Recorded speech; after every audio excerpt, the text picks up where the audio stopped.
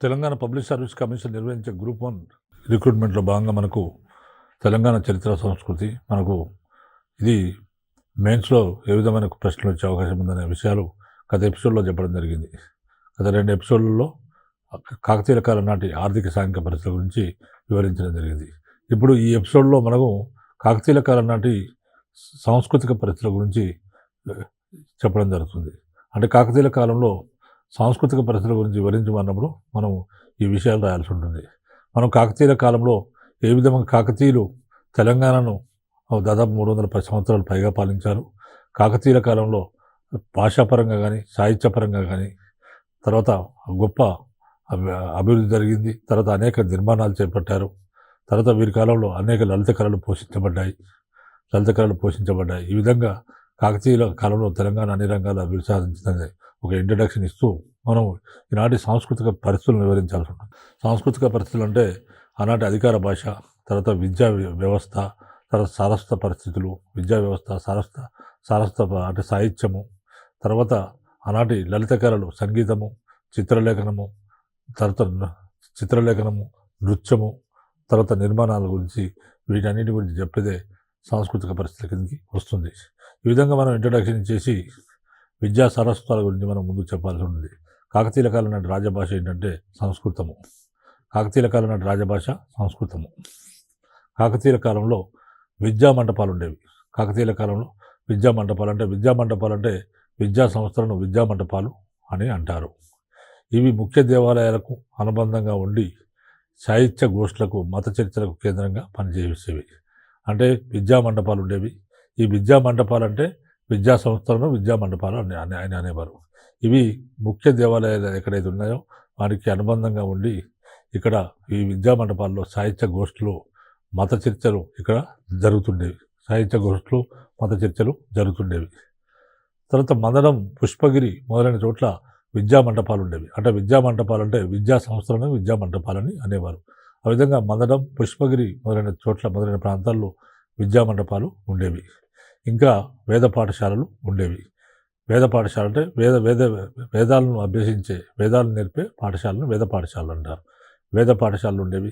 గణితము, జ్యోతిష్యము, ఆయుర్వేద విద్యలను నేర్పేవారు. గణితము ఇవి సిలబస్లో భాగంగా ఉండే గణితము, జ్యోతిష్యము, ఆయుర్వేద విద్యలను ఇక ఈ వేద పాఠశాలలో నేర్పేవారు. అయితే ఈ విద్యలు అగ్రవర్ణాల వారికి పరిమితము. అగ్రవర్ణాలు అంటే ఎవరంటే బ్రాహ్మణులు, క్షత్రియులు అగ్రవర్ణాల వారు, వైశ్యులు, శూద్రులు అనేవారు తక్కువ వర్ణాల వాళ్ళు. అయితే మనకు ఇక్కడ ఆ అగ్రవర్ణాలు అంటే బ్రాహ్మణులకు, క్షత్రియులకు మాత్రమే ఇక్కడ ఈ విద్యా మంటపాల్లో ఇచ్చే విద్యలు అగ్రవర్ణాల వారికి పరిమితంగా ఉండేవి. వాళ్ళకి పరిమితం, ఇతరులకు అందుబాటులో ఉండేవి కావు. క్రీశకం 1261 నాటికి మల్కాపురం శాసనము అంటే మనకు క్రీశకం 1261 సంవత్సరంలో రుద్రమదేవి వేయించిన మల్కాపురం శాసనంలో మనకు ఈ విషయాలు తెలుస్తున్నది. అంటే నాటి విద్యా మంటపాల స్థితిగతుల గురించి తెలుపుతుంది.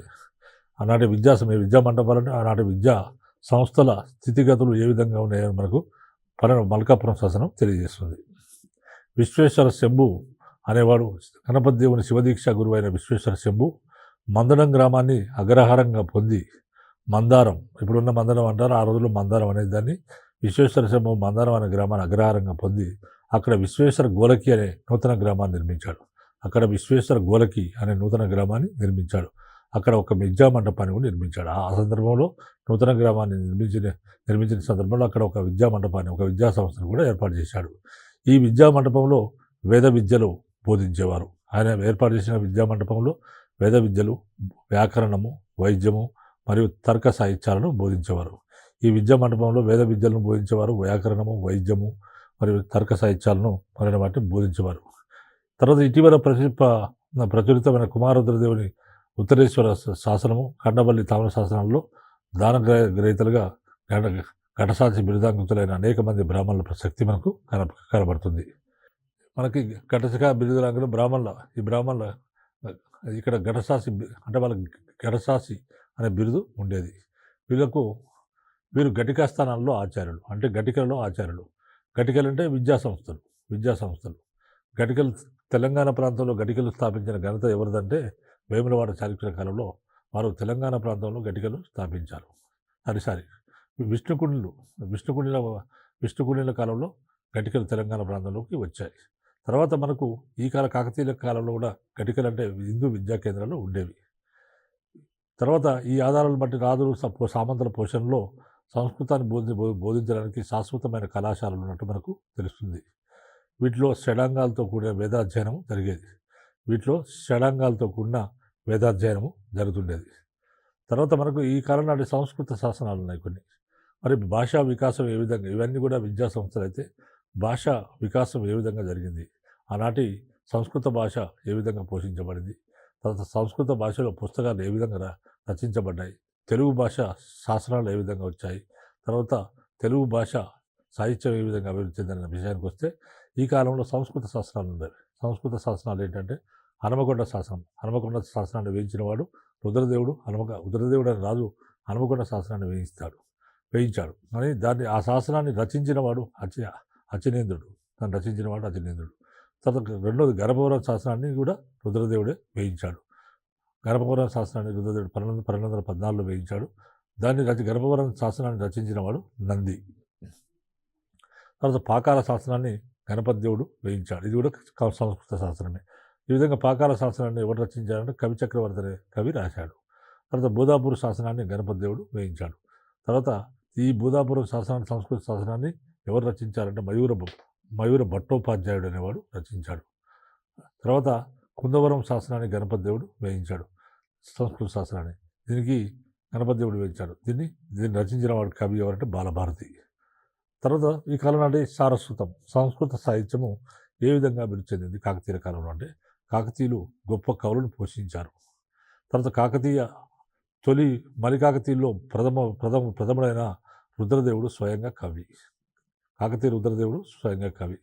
ఆయన నీతిసారం అనే రాజనీతి గ్రంథాన్ని సంస్కృతంలోనూ తెలుగులో కూడా రచించాడని ప్రసిద్ధి. తర్వాత ఆగస్త్యుడు అనే కవి ఇతడు ప్రతాపరుద్రుని ఆస్థాన కవి. ఆగస్త్యుడు ప్రతాపరుద్రుని యొక్క ఆస్థాన కవి. ఈ ఆగస్త్యుడు సంస్కృత భాషలో 75 గ్రంథాలు రచించాడు. సంస్కృత భాషలో ఆగస్త్యుడు 75 గ్రంథాలు రాస్తే ఇతని రచనలు అంటే ముఖ్యమైన 75 చదువుకోలేం కాబట్టి ఆయన ముఖ్యమైన రచనలు ఏంటంటే నలకీర్తి కౌముది అనేది ఖండకావ్యాన్ని రచించాడు.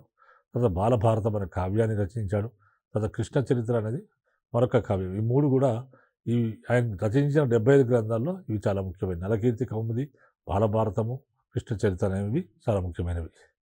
తర్వాత విజయనగరాధీశులైన మొదటి బుక్కరాయల కోడలు గంగాదేవి విజయనగర రాజ్యాన్ని స్థాపించిన బుక్కరాయలు కోడలు గంగాదేవి ఆమె మధురా విజయం అనే గ్రంథం రచించింది. తన మధురా విజయంలో ఆమె చెప్పుకుంది ఆగస్త్యుని తన గురువుగా చెప్పుకుంది. ఆగస్త్యుని తన గురువుగా కీర్తించడం జరిగింది. తర్వాత సాకల్య మల్లభట్టు అని మరొక కవి, ప్రతాపరుద్రుని ఆస్థాన కవి సాకల్య మల్లభట్టు. ఈ ప్రతాపరుద్రుని ఆస్థాన కవి సాకల్య మల్లభట్టు ఉదాత్త రాగము, నిరోష్ణ రామాయణం అనే సంస్కృత గ్రంథాలు రచించాడు. ఉదాత్త రాగము, నిరోష్ణ రామాయణం అనే సంస్కృత గ్రంథాలు రచించాడు. తర్వాత మరొక కవి ప్రతాపరుద్రుని ఆస్థాన కవి పేరు విద్యానాథుడు. ఆయనే ప్రతాపరుద్ర యశోభూషణము అనే అలంకార శాస్త్ర గ్రంథాన్ని రచించాడు. ప్రతాపరుద్ర యశోభూషణం అనే అలంకార శాస్త్ర గ్రంథాన్ని రచించాడు. ఇందులో ఏం చెప్పాడంటే ఆయనే ప్రతాపరుద్రుని ఘనతను కూడా కీర్తించాడు. ప్రతాపరుద్రుని యొక్క గొప్పతనాన్ని ఈ గ్రంథంలో విద్యానాథుడు కీర్తించడం జరిగింది. తర్వాత దశరూపకాలలో నాటక లక్షణం చెప్పడానికి నాటక ప్రకరణం అనే అధ్యయనాన్ని కూడా రచించాడు. ఈ గ్రంథంలో దశరూపకాలలో నాటక లక్షణం చెప్పడానికి నాటక ప్రకరణం అనే అధ్యయనాన్ని కూడా ఇందులో రచించాడు. తర్వాత విద్యనాచార్యుడు అనే మరొక కవి సంస్కృత భాషలో ప్రమేయ చర్చామృతము. విద్యనాచార్యుడు అనే మరొక కవి సంస్కృత భాషలో ప్రమేయ చర్చామృతం అనే గ్రంథాన్ని రచించాడు. ప్రమేయ చర్చామృతం అనే గ్రంథాన్ని విద్యనాచార్యులు రచించాడు. తర్వాత గంగయ్య భట్టు అనే మరొక కవి శ్రీహర్షుని ఖండకావ్యానికి వేదాంత గ్రంథానికి వ్యాఖ్యానం రాశాడు. శ్రీహర్షుని ఖండకావ్యము తర్వాత వేదాంత గ్రంథానికి ఆయన వ్యాఖ్యానము రచించాడు. కొలని రుద్రదేవుడు అనే మరొక కవి రాజా రుద్రియం అనే గ్రంథాన్ని సంస్కృత భాషలో ఇవన్నీ సంస్కృత భాషా గ్రంథాలే. గంగాధరుడు అనే మరొక కవి మహాభారత కథను నాటకంగా రాశాడు. మహాభారతం కథగా ఉన్న మహాభారతాన్ని ఆయన నాటకంగా రచించాడు. గంగాధరుడు అనేవాడు మార్చాడు. తర్వాత విశ్వనాథుడు అనే కవి సౌగంధిక ఆహారం అనే నాటకాన్ని రచించాడు. నరసింహకుడు అనే మరొక ముఖ్య కవి కాదంబరి కళ్యాణం అనే నాటకాన్ని కాకతీయ చరిత్ర, మలయవతి అనే గ్రంథాలను రచించాడు. నరసింహకుడు అనే కవి కాదంబరి కళ్యాణం అనే నాటకాన్ని, కాకతీయ చరిత్ర, మలయవతి అనే గ్రంథాలను ఆయన రచించాడు. తర్వాత జాయప సేనాని గణపతి దేవుని గజసాయిని అంటే ఏనుగుల పరిరక్షకుడు, అంటే ఏనుగుల ఇన్ఛార్జ్, ఏనుగుల పైన పరిరక్షకుడుగా ఉండేవాడు జాయప సేనాని గొప్ప కవి. ఈయన సంస్కృత భాషలో గొప్ప కవి. ఆయన 3 గ్రంథాలు రాశాడు. అవి ఏంటంటే గీతరత్నావళి, వాద్యరత్నావళి, నృత్యరత్నావళి. గీతరత్నావళి అంటే సంగీతానికి సంబంధించిన గ్రంథము గీతరత్నావళి. తర్వాత వాద్యాలకు సంబంధించిన గ్రంథం వాద్యరత్నావళి. తర్వాత నృత్యరత్నావళి అనేది నృత్యానికి సంబంధించిన గ్రంథం నృత్యరత్నావళి అనే గ్రంథం. ఈ 3 గ్రంథాలు ఈయన సంస్కృత భాషలో రచించడం జరిగింది. తర్వాత అప్పయారుడు అనే మరొక కవి ప్రతాపరుద్రుడి ఆస్థానంలో ఉండేవాడు. ప్రతాపరుద్రుడి చివరి రాజు ఆస్థానంలో అప్పయారుడు అనే కవి ఉండేవాడు. ఈయన జైనుడు. జీనేంద్ర కళ్యాణాభ్యుదయం అనే గ్రంథాన్ని క్రీశక 1320 సంవత్సరంలో అప్పయారుడు రచించడం జరిగింది. తర్వాత రావిపాటి త్రిపురాంతకుడు అనే కవి ప్రేమాభిరామం అనే వీధి నాటకాన్ని సంస్కృత భాషలో రచించాడు. రావిపాటి త్రిపురాంతకుడు అనే కవి ప్రేమాభిరామం అనే వీధి నాటకాన్ని సంస్కృత భాషలో రాశాడు. తర్వాత వినుకొండ వల్లభార్యుడు అనే కవి ప్రేమాభిరామం ఆధారంగా క్రీడాభిరామం అనే వీధి నాటకాన్ని తెలుగులో రచించాడు. అంటే ఇక్కడ ప్రేమాభిరామం అనే వీధి నాటకాన్ని రావిపాటి త్రిపురాంతకుడు అనే కవి సంస్కృత భాషలో రచిస్తే దాన్నే తెలుగు భాషలోకి అనువదించారు. ఎవరు చేశారంటే వినుకొండ వల్లభార్యుడు అనేవాడు కవి ప్రేమాభిరామం ఆధారంగానే క్రీడాభిరామం అనే వీధి నాటకాన్ని తెలుగులో రచించాడు. ఇది హనుమకొండ ప్రజల సాంఘిక జీవితాన్ని తెలియజేస్తుంది. మనకు ఇది ఒక వీధి నాటకం, ఎక్కడ పడితే వీధుల్లో ప్రదర్శించేవారు. ఈ క్రీడాభిరామం ఏం తెలియజేస్తుంది, ఏం తెలియజేస్తుంది అంటే హనుమకొండ ప్రజల సాంఘిక జీవితం ఏ విధంగా ఉండేదో మనకు క్రీడాభిరామం ద్వారా తెలుస్తుంది. ఈ కాలంలో కవులు శాసన లేఖకులుగా కూడా వ్యవహరించారు. శాసనాలను రచించేవారు కూడా ఉన్నారు. మరి ఈ విధంగా తెలుగు శాసనాలను కూడా అనేక మంది కవులు రచించారు. మనం సంస్కృత భాష పుస్తకాల గురించి చెప్పుకున్నాము. ఇప్పుడు తెలుగు శాస్త్రాల గురించి తీసుకుంటే మనకు చేబ్రోలు శాస్త్రం అనేది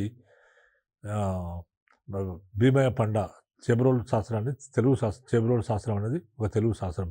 దీన్ని భీమయ్య పండ అనేవాడు క్రీశకం 1145 సంవత్సరంలో రచించాడు. తర్వాత మార్గదేశీ రీతులలో అవగాహన కలిగినవాడు. ఇది మార్గదేశీ రీతుల్లో ఈ పుస్తకము ఈ భీమయ్య పండ అవగాహన కలిగినవాడు. గంగాధరుడు అనే కవి కరీంనగర్ శాసనం ఒక తెలుగు శాసనము. కరీంనగర్ శాసనాన్ని రచించినవాడు గంగాధరుడు అనే కవి. తర్వాత ఉప్పరపల్లి శాసనం మరొక తెలుగు శాసనాన్ని కాటయ్య అనేవాడు రచించాడు. తర్వాత చందుపట్ల శాసనాన్ని పువ్వుల ముమ్మడి అనేవాడు రచించాడు. తర్వాత జగదాపి గంగమదేవుడు అనేవాడు తాళ్ళ ప్రొద్దుటూరు శాసనాన్ని రచించాడు. జగదాపి గంగమదేవుడు అనే కవి తాళ్ళ ప్రొద్దుటూరు శాసనాన్ని రచించాడు. తర్వాత రెండో బేతరాజు గూడూరు శాసనాన్ని వేయించాడు. తర్వాత ఒలిపి సిద్ధి అనేవాడు కొన్నిజన శాసనము వలన ఉత్తమ సాహిత్యం తెలుగు శాసనాలు రచించడం జరిగింది. తర్వాత శైవ వైష్ణవ మతాల వారు దేశీ మరియు ప్రజల భాషలో గ్రంథరచన చేయడం జరిగింది. శైవ వైష్ణవ మతాల వారు కూడా దేశీ మరియు ప్రజల భాషలో వాళ్ళు గ్రంథరచన చేశారు. వీరి ప్రయత్నాలు తెలుగు భాష వికాసానికి బాగా తోడ్పడ్డాయి. అంటే శైవ వైష్ణవ మతాలు మన రాజభాష వచ్చేసి సంస్కృత భాష, ప్రజల భాష వచ్చి తెలుగు. మరి తెలుగు భాషలో మరి ప్రజలందరికీ తెలుగు భాష వచ్చు కానీ సంస్కృత భాష రాదు. కానీ శైవ వైష్ణవ మతాల వారు ఏం చేశారంటే వాళ్ళు ఏం చేశారు, ప్రజల భాషలో గ్రంథరచన చేయడం జరిగింది. అంటే దేశీ భాష అంటే తెలుగుతో పాటు ఇంకా లోకల్ లాంగ్వేజ్ ఏమి ఉన్నాయో ఆ రోజుల్లో వారు చూసుకొని ఈ దేశీ భాషలో వారు ప్రజల భాషలో గ్రంథరచన చేశారు శైవ వైష్ణవ మతాల ఆచార్యులు. వీరి ప్రయత్నాలు తెలుగు భాషా వికాసానికి బాగా తోడ్పడ్డాయి. తర్వాత మనకి ఈ కాలంలో కవులు ఉన్నారు, తెలుగు భాషా కవులు. తెలుగు గ్రంథాలు ఏమిటి, కవులు ఎవరు అనే విషయానికి వస్తే భాస్కర రామాయణం అనే గ్రంథాన్ని 5 కవులు రచించారు. 5 ఎవరంటే మల్లికార్జున భట్టు, కుమారదేవుడు, భాస్కరుడు, ఉలక్కి భాస్కరుడు, అయ్యలాచార్యుడు. ఈ 5 కలిసి భాస్కర రామాయణం అనే గ్రంథాన్ని 5 కవులు రచించారు. తర్వాత బుద్ధరాజు అనే కవి రంగనాథ రామాయణం రచించాడు. బుద్ధరాజు అనే కవి రంగనాథ రామాయణం రంగనాథ రామాయణం అనేది ఒక ద్విపద కావ్యం. బుద్ధరాజు అనే కవి రంగనాథ రామాయణం అని రంగనాథ రామాయణం ఒక ద్విపద కావ్యం. ఇది ద్విపద కావ్యాల్లో గొప్పది ఏదంటే రంగనాథ రామాయణం. తిక్కన అనే కవి కవిత్రయంలో ముఖ్యమైన కవి ఒక్కొక్క ముఖ్యమైన కవి తిక్కన. ఈ తిక్కన సోమయాజి, ఈయన తిక్కన కవి ఈయన నిర్వచనోత్తర రామాయణం అనే తెలుగు గ్రంథాన్ని రచించాడు. నిర్వచనోత్తర రామాయణం అనే గ్రంథాన్ని రచించి ఇది ఈయన రచించిన మొట్టమొదటి గ్రంథం నిర్వచనోత్తర రామాయణం తెలుగు భాషలో. ఈ విధంగా రాసి ఆయన తన రాజైన రెండో మనమసిద్ధికి దీన్ని అంకితంగా ఇవ్వడం జరిగింది. తన రాజైన రెండో మనమసిద్ధికి ఈ గ్రంథాన్ని అంకితంగా ఇచ్చాడు. తర్వాత తిక్కన కొన్ని గ్రంథాలు రచించాడు. అదేంటంటే ఆంధ్ర మహాభారతం అంటే సంస్కృత భాషలో వేదవ్యాసుడు రచించిన మహాభారతాన్ని తిక్కన తెలుగు భాషలోకి అనువదించాడు. దాన్ని ఆంధ్ర మహాభారతం అని అంటారు. ఇది ఆంధ్ర మహాభారతం అనేది ఒక ఉత్తమ సాహిత్య గ్రంథము. తర్వాత ఇంకొక పుస్తకం రాసింది ఏంటంటే కృష్ణ శతకం అనే మరొక పుస్తకం కూడా రచించడం జరిగింది. తర్వాత తిక్కనకు అనేక బిరుదులు ఉన్నాయి. ఆ బిరుదులు ఏంటంటే కవి బ్రహ్మ, ఉభయ కవిమిత్రుడు అనే బిరుదులు ఉన్నాయి. తిక్కన శిష్యులు ఉంటారు. తిక్కన శిష్యులు ఎవరంటే మారణ అనే కేతన అనేవాళ్ళు తిక్కన శిష్యులు కూడా గొప్ప కవులు. మారణ అనే కవి మార్కండేయ పురాణం అనే గ్రంథం రాశాడు. అంటే మారణ రచించిన మార్కండేయ పురాణం తెలుగు భాషలో మొట్టమొదటి పురాణం. ఈ గ్రంథాన్ని మారణ ఓరుగల్లు తలారి అయిన నాగయ్యగానికి అంకితంగా ఇచ్చాడు. తలారి అంటే రక్షకుడు, పోలీసు. ఈ గ్రంథాన్ని మారణ ఓరుగల్లును రక్షించేవాడు అంటే రక్షకబడుడు తలారి ఆయన నాగయ్య గణానికి అంకితంగా ఇవ్వడం జరిగింది. తర్వాత కేతన మరొక కవి పేరు కేతన. ఈ కేతన అనేక రచన చేశాడు. అదేంటంటే దశకుమార చరిత్రను రచించాడు. కేతన అనేక రచన చేశాడు. దాంట్లో మొట్టమొదటిది దశకుమార చరిత్రను రచించాడు. దశకుమార చరిత్రను తెలుగులో మొదటి కథాకావ్యం. ఈయన రచించిన కేతన దశకుమార చరిత్ర అనేది తెలుగులో మొట్టమొదటి కథాకావ్యం. తర్వాత రెండో కావ్యం ఆయన రాసింది ఆయన గ్రంథం ఏంటంటే ఆంధ్ర భాషాభూషణం అనేది రెండోది. ఇది మొదటి తెలుగు వ్యాకరణ గ్రంథం. ఆంధ్ర భాషాభూషణం అనేది మొట్టమొదటి తెలుగు భాషలో మొట్టమొదటి వ్యాకరణ గ్రంథం. తర్వాత విజ్ఞానేశ్వరుడు అనే కవి రచించిన విజ్ఞానేశ్వర్యం అనే గ్రంథం విజ్ఞానేశ్వరుడు అనే కవి విజ్ఞానేశ్వర్యం అనే వ్యాఖ్యలోని వ్యవహారకాండను ఈ విధంగా విజ్ఞానేశ్వరుడు ఏం రచించాడు? విజ్ఞానేశ్వర్యం అనే గ్రంథాన్ని రచించాడు ఈ విధంగా విజ్ఞానేశ్వరం రచించిన విజ్ఞానేశ్వర్యం అనే పుస్తకంలో ఒక వ్యాఖ్యని రచించాడు. కేతన వ్యవహారకాండను కేతన ఆంధ్రీకరించాడు, తెలుగులోకి మార్చాడు. తర్వాత మరొక పుస్తకం ఉంది కేతనది. ఆయన ఏంటంటే కాదంబరి అనే గ్రంథాన్ని రచించాడు. కేతన బిరుదు ఏంటంటే అభినవ దండి. కేతనకు అభినవ దండి అనే బిరుదు ఉండేది. తర్వాత మంచన అనే మరొక కవి ఉన్నాడు. మంచన అనే కవి కేయూర బాహు చరిత్ర అనే తెలుగు గ్రంథాన్ని రచించాడు. తర్వాత నన్నచోళుడు అనే కవి కుమార సంభవం రచించాడు. ఇది తెలుగు కావ్యాల్లో ప్రథమ శ్రేణిది. కుమార సంభవం అనేది తెలుగు భాషలోని కావ్యాల్లో ప్రథమ శ్రేణిది కుమార సంభవం. దీన్ని నన్నచోళుడు రచించాడు. చిమ్మపూడి అమరేశ్వరుడు అనే మరొక కవి విక్రమసేనం అనే కావ్యం రచించాడు. చిమ్మపూడి అమరేశ్వరుడు అనే కవి విక్రమసేనం అనే కావ్యం రచించాడు. తర్వాత రావిపాటి త్రిపురాంతకుడు అనే మరొక కవి రావిపాటి త్రిపురాంతకుడు అంబికా తారావళి అనే గ్రంథాన్ని రచించాడు. తర్వాత రెండో గ్రంథం ఏంటంటే మదన విజయము, మూడోది ప్రేమావిరామం. రావిపాటి త్రిపురాంతకుడు మొట్టమొదటి అంబికా తారావళి, రెండోది మదన విజయము, మూడోది ప్రేమావిరామం అనే 3 గ్రంథాలు రచించాడు. తర్వాత గోనబుద్ధారెడ్డి అనే కవి రంగనాథ రామాయణం అనే గ్రంథాన్ని రచించాడు. ఈ రంగనాథ రామాయణం తెలుగు భాషలో తెలుగు ద్విపద కావ్యాల్లో గొప్పది ఏదంటే గోనబుద్ధారెడ్డి రచించిన రంగనాథ రామాయణం. భాస్కరుడు అనే కవి భాస్కర రామాయణం అనే గ్రంథాన్ని రచించాడు. భాస్కర రామాయణం అనే గ్రంథాన్ని రచించాడు. తర్వాత ఇది భాస్కర రామాయణం అనేది ఒక రాజనీతి గ్రంథం. ఈనాటి రాజనీతి గ్రంథాల్లో మనకు సంస్కృత తెలుగు భాషల్లో ఈనాటి రాజనీతి గ్రంథాలు ఉన్నాయి. రుద్రదేవుడు నీతిసారం అనే గ్రంథాన్ని సంస్కృత భాషలో రచించాడు. శివదేవయ్య అనేవాడు పురుషార్థసారం అనే గ్రంథాన్ని రచించాడు. తర్వాత మరికి సింగన అనే కవి సకలనీతి సమ్మతం అనే గ్రంథాన్ని రచించాడు. తర్వాత కాశీ సర్వప్ప అనే మరొక కవి సిద్ధేశ్వర చరిత్ర అనే గ్రంథాన్ని రచించాడు. తర్వాత మల్లయ్య అనే కవి మళ్ళీ ఆయన కవిజనాశ్రయం మళ్ళీ రచన అనే కవి కవిజనాశ్రయము రచించాడు. తర్వాత శ్రీగిరీశుడు అనే కవి శ్రీగిరీశ శతకం అనేదాన్ని క్షేమేంద్రుడు ముద్రామాత్యం అనే గ్రంథాన్ని రచించడం జరిగింది.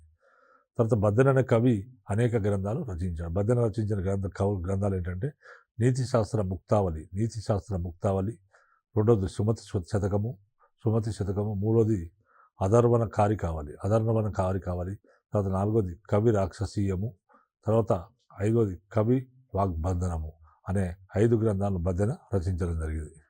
తర్వాత ఆంధ్రభోజుడు అనే కవి నీతిభూషణం అనే గ్రంథాన్ని రచించాడు. భోజ మహాకవి చారుచర్యను అంటే ఆ భోజుడు అనేవాడు ఉత్తర భారతదేశంలో గొప్ప రాజు భోజుడు అనేవాడు ఉండేవాడు.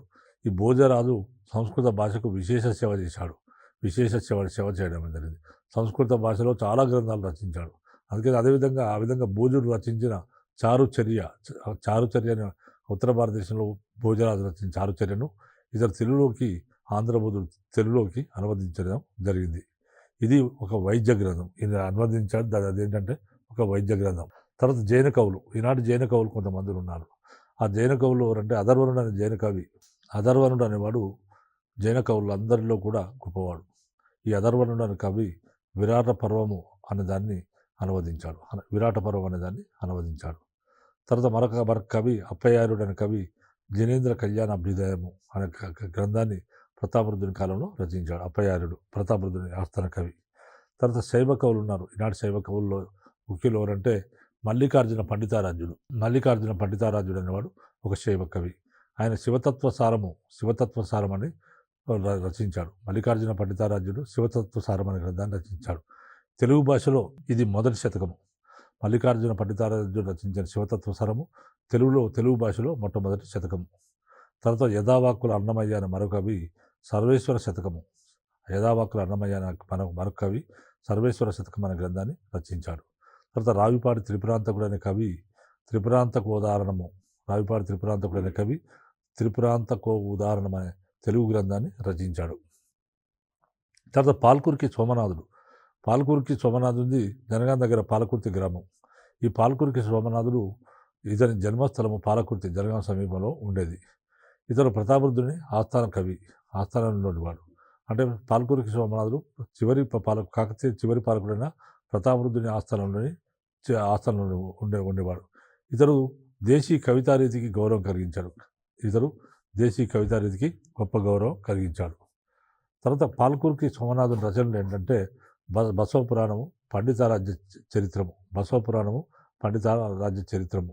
తర్వాత అనుభవసారము, వృషాధిప శతకము, ఇవన్నీ కూడా ఆయన తెలుగు భాషలో రచించాడు. బసవ పురాణము, పండితారాజ్య చరిత్రం అనేది ద్విపద కావ్యము, అనుభవసారం అనేది పద్యకావ్యము తెలుగు భాషలో, తర్వాత వృషాధిప శతకం అనేది కూడా తెలుగు భాష గ్రంథమే.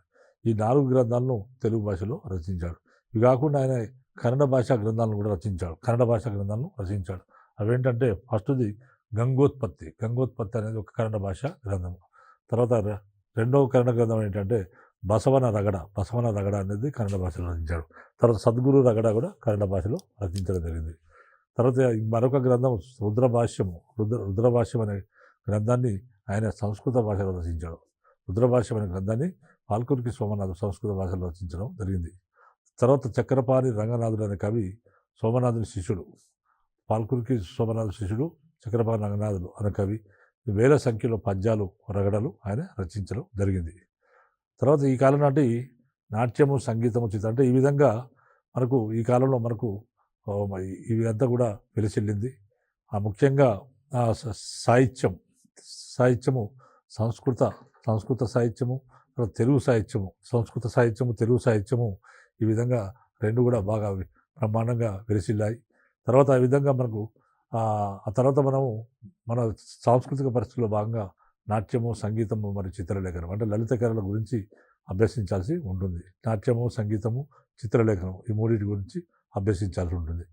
తర్వాత దశకుమార చరిత్ర, నిర్వచనోత్తర రామాయణము, రంగనాథ రామాయణము, జయభరతి నిత్యరత్నావళి మొదలైన గ్రంథాలు ఈనాటి నృత్య గీత వినోదాలను తంత్రవాద్యాలను మనకు వివరిస్తున్నాయి.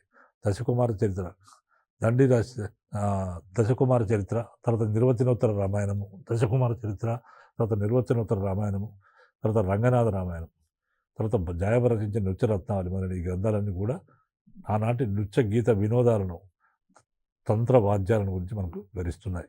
కాకతీయుల కాలంలో పేరిణి నాట్యం అనేది విశేష ప్రచారంలో ఉండేది. కాకతీయుల కాలంలో పేరిణి నాట్యం, పేరిణి అనేది ఒక నాట్యం పేరు, అది విశేష ప్రచారంలో ఉండేది.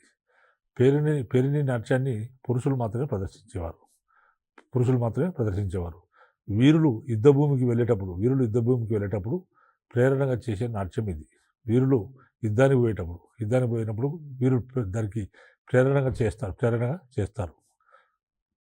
వీరులు యుద్ధభూమికి వెళ్ళేటప్పుడు ఈ నాట్యాన్ని ప్రేరణ చేస్తారు. ఎందుకంటే వాళ్ళకు ఉత్సాహం కలిగించాలని ఏం చేస్తారంటే ఈ నాట్యం చేయిస్తారు.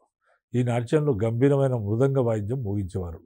ఆ విధంగా ఎవరైతే నాట్యం చేస్తారో వాళ్ళు ఏమని భావిస్తారంటే శివుడు తమ శరీరంలోకి ఆవహించాడని విశ్వసించేవారు. శివుడు డైరెక్టు తమ శరీరంలోకి ఆవహించాడని నమ్మేవారు. ఆ విధంగా నమ్మి పేరిణి నాట్యాన్ని చేసేవారు. పేరిణి నాట్యము వీరులు యుద్ధభూమికి వెళ్ళేటప్పుడు చేసేవారు. ఎవరైతే వీరులు యుద్ధభూమికి వెళ్ళేటప్పుడు పేరిణి నాట్యం చేసినప్పుడు వీరులు చాలా ధైర్యంగా యుద్ధభూమికి వెళ్ళి విజయం సాధించి వచ్చేవాళ్ళు. ఆ విధంగా వీరులకు ప్రేరణగా ఈ పేరిణి నృత్యాన్ని చేసేవారు. ఆ విధంగా గంభీరమైన మృదంగ వాయిద్యం మోగించేవారు. శివుడు తమ శరీరంలోకి ఆవహించాడని విశ్వసించేవారు. అయితే ఈ నాట్యకళ మరుగున పడిపోయింది. కాకతీయుల కాలంలో పేరిణి నృత్యం ఉండేది.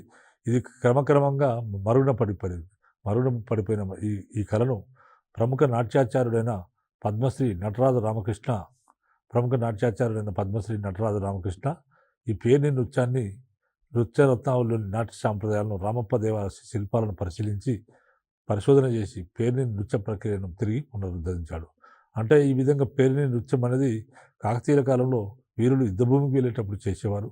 ఆ విధంగా ఎవరైతే నాట్యం చేస్తారో వాళ్ళు ఏమని భావించేవారంటే శివుడు తమను ఆవహించాడని, శివుడు తమ శరీరంలోకి ఆవహించాడని నమ్మేవారు. కాబట్టి గంభీరమైన మృదంగ వాయిద్యంతో ఈ నాట్యాన్ని చేసేవారు.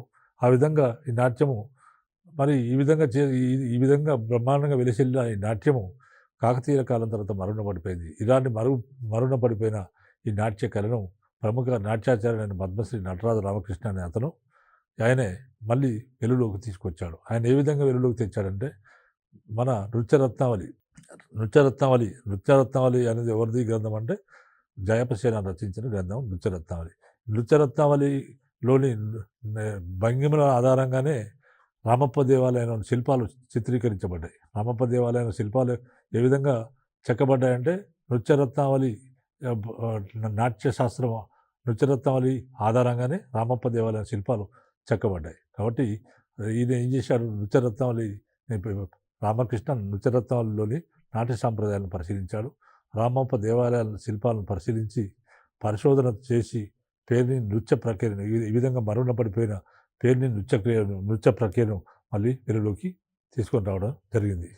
తర్వాత జాయపసేనాని శైవుడు తర్వాత నృత్యంలోని మేలుకొలను, అందాలను, శైవధర్మ సూత్రాలను సమన్వయం చేస్తూ నృత్యరత్నాన్ని రచించాడు. జాయపసేనాని అనేవాడు శైవుడు. మరి శైవ మతాన్ని అనుసరించేవాడు జాయపసేనాని. కాబట్టి శైవ మతాన్ని అనుసరించాడు కాబట్టి ఆయనే నృత్యశాస్త్రంలోని మేలుకొలను, అందాలను, శైవ ధర్మ సూత్రాలకు సమన్వయం చేస్తూ నృత్యరత్నావళి అనే గ్రంథాన్ని రచించాడు. జాయపసేనాని శైవ మతాన్ని అనుసరించాడు కాబట్టి నృత్యంలో ఎటువంటి మేలుకలు ఉంటాయి సార్, నృత్యంలో ఎలాంటి నృత్యం ఉంటుంది, ఎలాంటి మెలకువలు ఉంటాయి, వీటన్నిటిని కూడా ఆయనే తీసుకొని ఆయనే చేయడం జరిగింది. సో ఇది ఈ విధంగా మనకు ఎగ్జామినేషన్లో మనకు కాకతీయుల కాలం నాటి కాకతీయుల సాంస్కృతిక పరిస్థితులు వచ్చినప్పుడు మనం ఈ విధంగా దీన్ని రాస్తే బెటరు. కాబట్టి నేను కొంతమేరకే ఈ ఎపిసోడ్లో చెప్పడం జరిగింది. నెక్స్ట్ ఎపిసోడ్లో కాకతీయుల కాలం నాటి సాంస్కృతిక పరిస్థితుల గురించి పూర్తిగా వివరిస్తాం. కాబట్టి ఇంతటితోని ఈ ఎపిసోడ్ ముగిస్తున్నాం.